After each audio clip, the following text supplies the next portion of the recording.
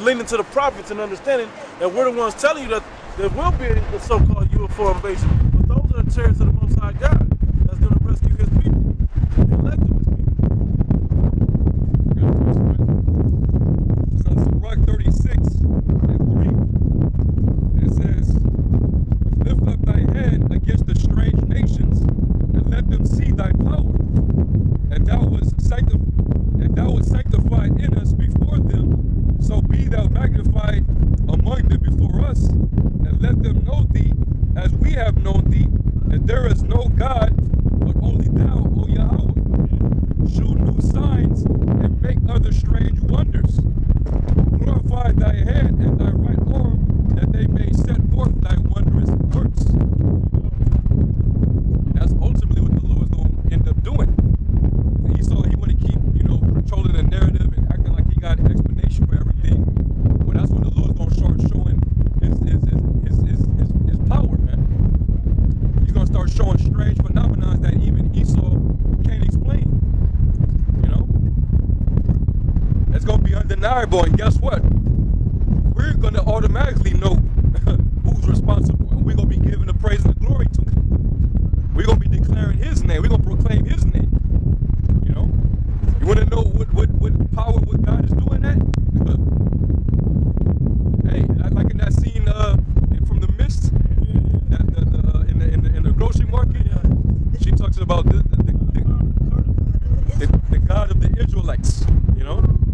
She said that, man. She was giving glory to our power.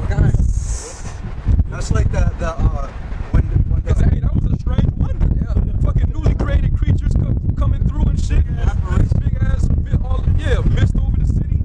The Lord's gonna start doing shit like that. Yeah. Hey, did y'all see that? I think brothers was forwarding it when it was this pastor that woke up with apparition in his house. It was multiplying in his living room, and he couldn't figure out what the hell was going on. The Lord gonna start doing stuff like that, man. Shit, if he was a pastor, he should have knew what was going on, man. That's a false pastor, man. Hey, he couldn't see it with his natural eye, but he recorded off his camera in the house, and you can see it kept popping up and playing like they knew the camera was in. It was working through a different, not resolution, but a different, what do you call it? I know what you're saying. It's like a different lens. Yeah. It's like a higher spectrum. There we go. Bro. Yeah. It's a different spectrum. Like the Predator would have heat, and different other. You can see on a different light spectrum, man. It all works through that color spectrum, man. Yeah. I got something right quick. Same with the woman, bro. When she took the pictures of the sky. Yes. She took the pictures of the sky and changed basically like the color spectrum of the lens, and she seen just a bunch of chariots just sitting up there that you couldn't see with the naked eye, man. Yep. You see how they can appear on his radar and then not appear. They could just materialize and make themselves known, whenever they want to, man. That's the ability that they have. Yeah, the brother about to get second king. What happened to count of Alicia?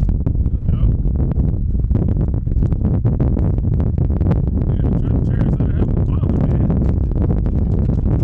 Esau can't explain it, man. Esau was definitely afraid of the chariots, man. All right, and the prophets have been talking about the chariots, man, for the last 50 years, man. All right.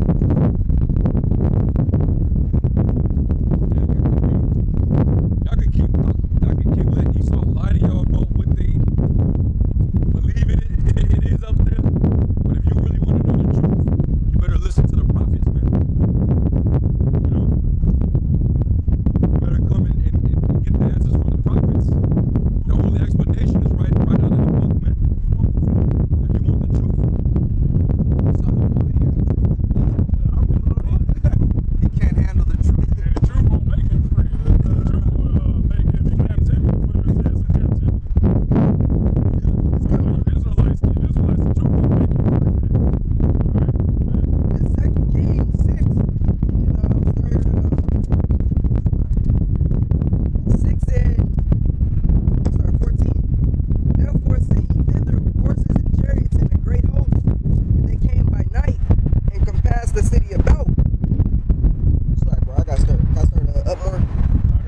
It's 2 Kings 6 and 8.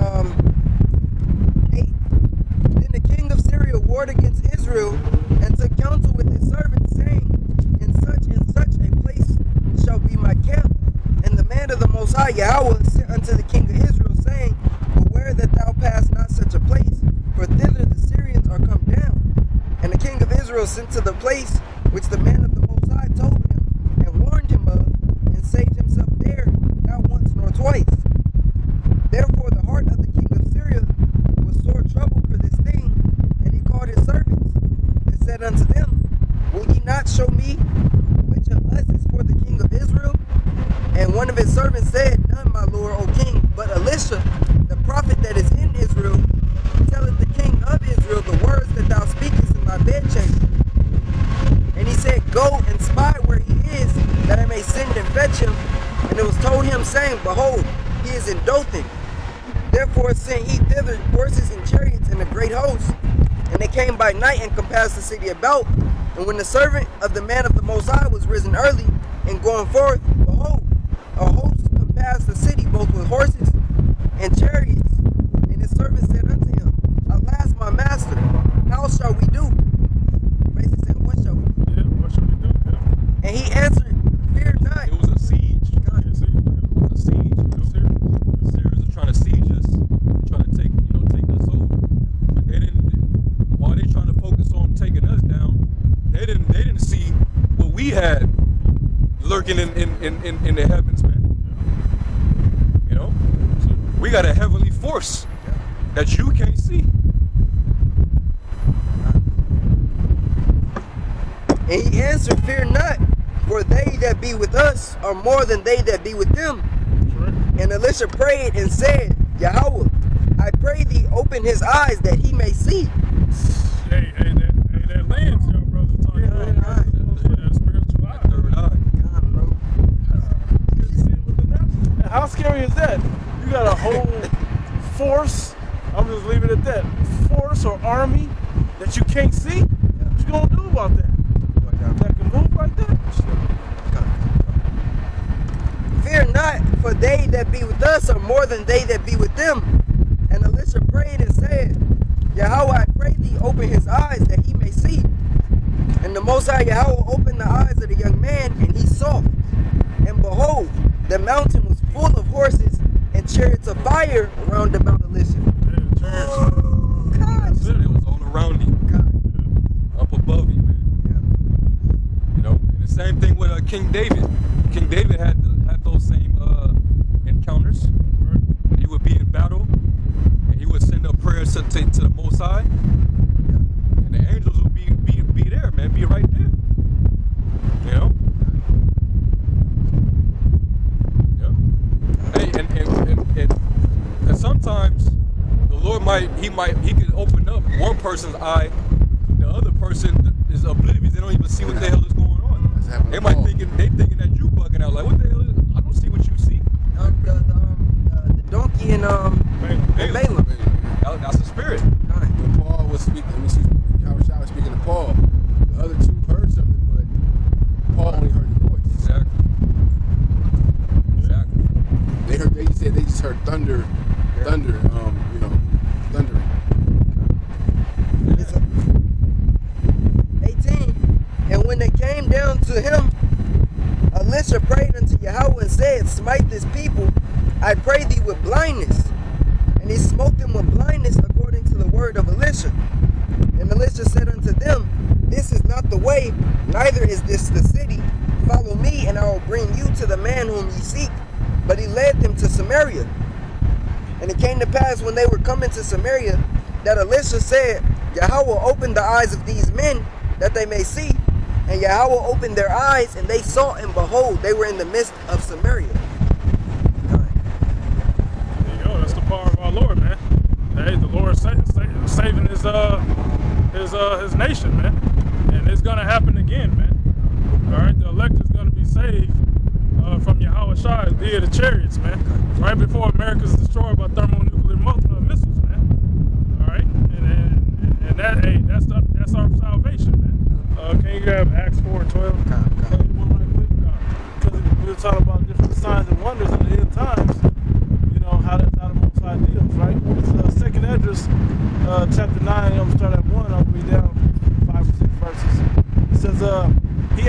then and said, measure thou the time diligently in itself, and when thou seest parts of the signs past, which I have told thee before, which I prophesied to you, and I had written in my word, right? It says, then shalt thou well, because it's the prophecies that he's writing about. And those are the signs and the tokens that we see that to know how to measure what time we're in. And we're at the end of one age and in the beginning of the kingdom of heaven, eternal. It says, then shalt thou understand it is the very same time wherein the highest will begin to visit the world which he made. Therefore, when there shall be seen earthquakes and uproars of the people in the world, then shalt thou well understand that the Most High spake of those things from the days that were before thee, even from the beginning. Going back to the precept you read earlier. It says, for like as all that is made in the world hath a beginning and an end, and the end is manifest. And the end of wickedness ruling the world, man. All right, Job 9:24, the earth was given into the hands of the wicked. Man. The wicked is Esau, Edom. So when Yahushua established his kingdom on the planet Earth, it's going to be in righteousness, man. All right, wickedness is only going to be performed so little, and that wickedness and sin is going to be, judged. God, it says that the light of the wicked shall be put out. That's right. Yeah. Verse 5 again, it says, for like as all that is made in the world has a beginning and an end, and the end is manifest, even so the times also of the highest have plain beginnings in wonder and powerful works, and endings in signs and effects. And these are some of the signs and effects that we're seeing. Okay? And we're prophesying unto you what they mean and what's coming with those signs. Okay? So when you see these aerial phenomenon and all of that, UFOs and whatever you want to call them, we're letting you know this is a sign that the day of the Lord is near, because those are the vehicles that will rescue the elect away from utter destruction, which we see the drums of World War III being beat. We see uproars of the people. There's a lot of moons shall be turned to blood. We see all these different things happening. Let alone just the simplicity of the men of the Lord on the corners all over the world, chanting down Babylon the Great and the wicked throughout all the earth. Okay, these are signs for you people to wake up to and don't take lightly. It's cool that Ron Artest and different people watch the Hebrew Israelites, but what are you doing to move in fear of that day to come? How are you preparing yourself? Okay, that's the bigger question. Y'all got it.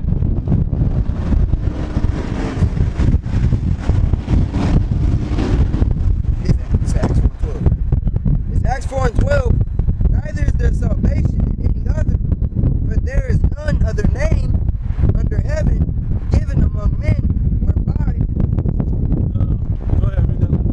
we must be saved. And that's the one thing that you should really be inquiring. What do I need to do and who do I need to ask? Because what we're going to lead you to is the name of Yahweh and his only begotten son, Yahushua. And you need to inquire about them. Because their name that gives you access to this grace where we stand. Gives you access into building up this wisdom that can that will be the stability in our times and strength of salvation. As the scripture said, they graft